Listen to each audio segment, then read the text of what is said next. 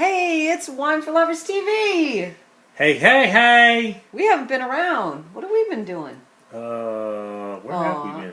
I went to LA. No, this was after that. That was 2 weeks ago. And then what was last week? What did we do last Sunday? We was, being good. Being good? No, we was being bad.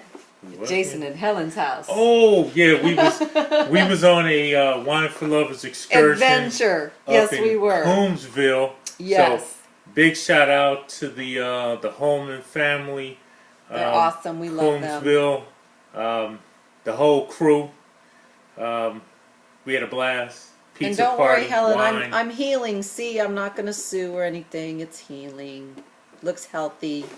Yeah, we had that outdoor pizza. Oh, it was yummy. Beer and wine. Yeah, we had it all. Flowing. Ooh. It was great. Awesome, awesome. So that's why we missed last week, but now we're here, and we're actually doing something kind of cool today. I stumbled upon this actually on Facebook, and it's called The Tasting Room. TR, Tasting Room. We'll talk about Earl's t-shirt, I promise. But the Tasting Room, basically what they do is they send you, yeah, can you see what it says? What does it say?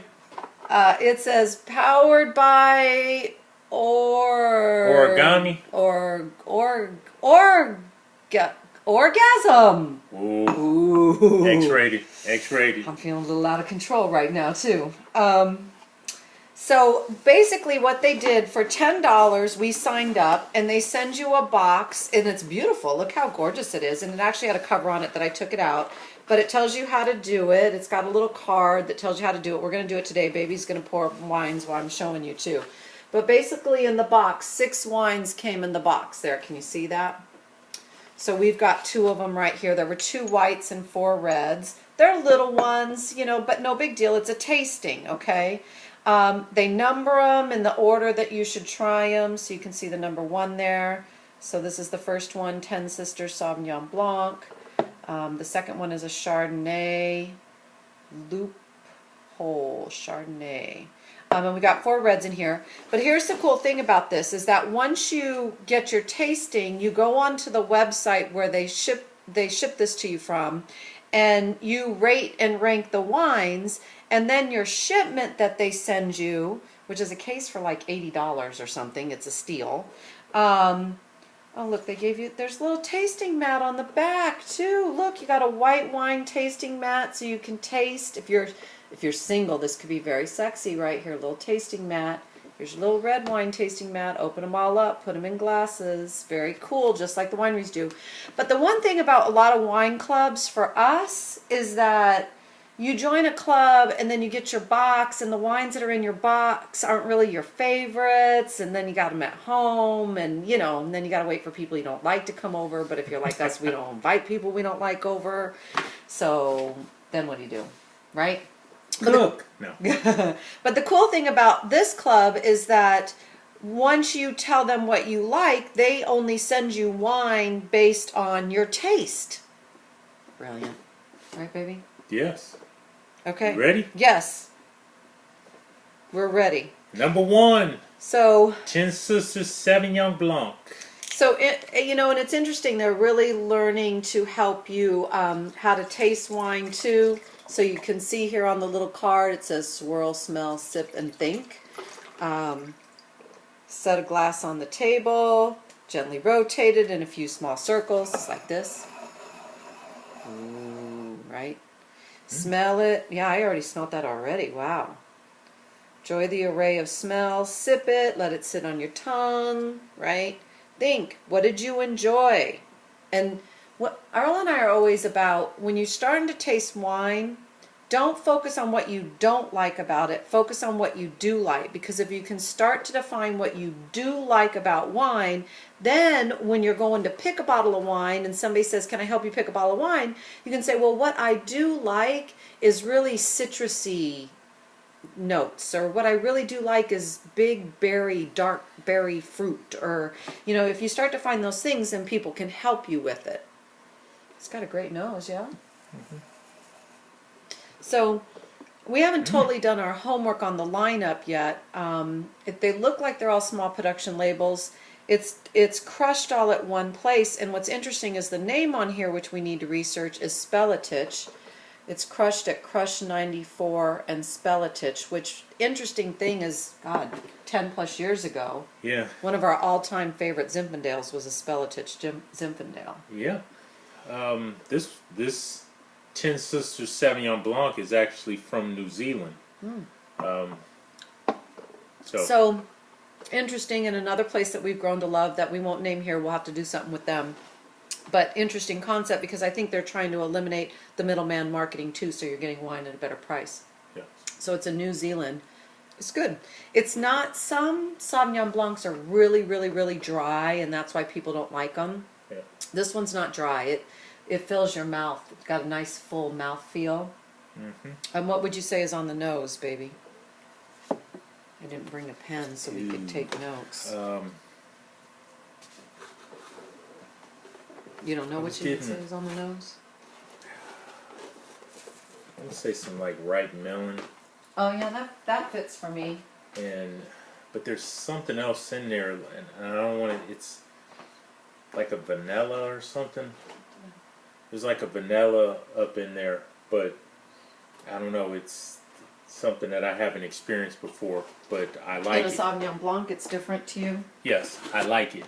It's not super dry, not super herby or grassy. It's got a little bit of mouth fullness on it. Yeah, it's got a nice mouth feel. Okay, of course this is not going to ride in here because it's waxy. All right, so number two. Number Sure. 2 is the Lupo Chardonnay. Lupo Chardonnay, Santa Barbara County. So, baby, do you want to tell them about your shirt while you are? Since I'm pouring, I can't pour and talk about it at the same time. They need to hear from you, though. I've been doing a lot of talking, and the ladies love Cool J. They So they need, and they love Earl more than they love Cool J. So they need to hear from you, baby. Alrighty. So, over the past few months, Ann had been talking to me about doing some stuff to sort of, I'm going to call it up level our relationship, the intimacy, and whatnot. And so she found this place called One Taste, and they were having some meetups. So we went to a couple of the meetups.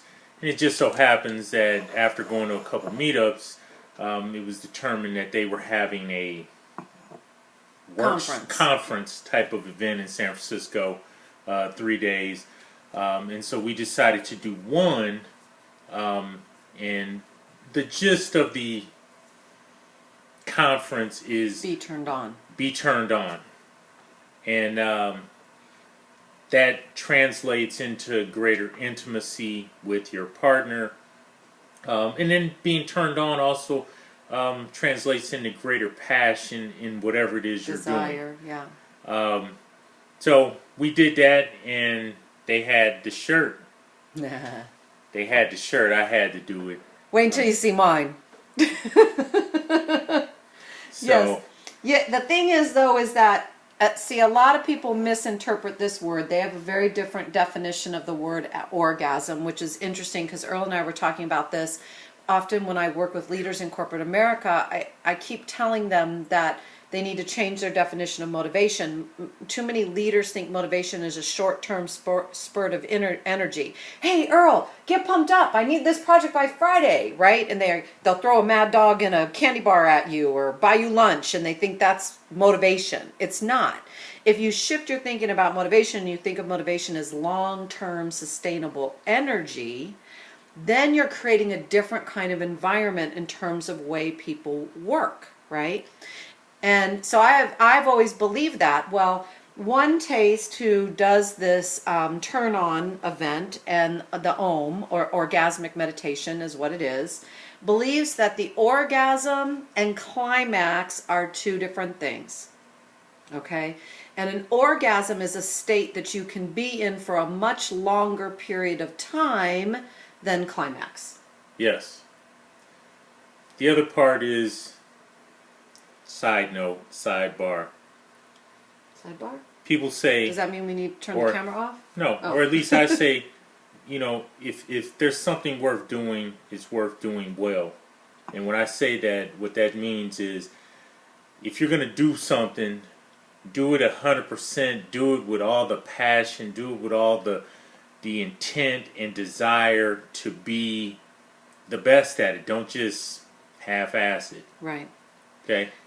We've always believed that, but it'll be interesting to see how some of the things we learned through their organization might up-level our relationship, our business practices, our garden, our purpose in life, all of that kind of stuff. So what do you think of the Chard? The Chardonnay is creme brulee on the bouquet. Nose, yeah. And taste-wise, it has a...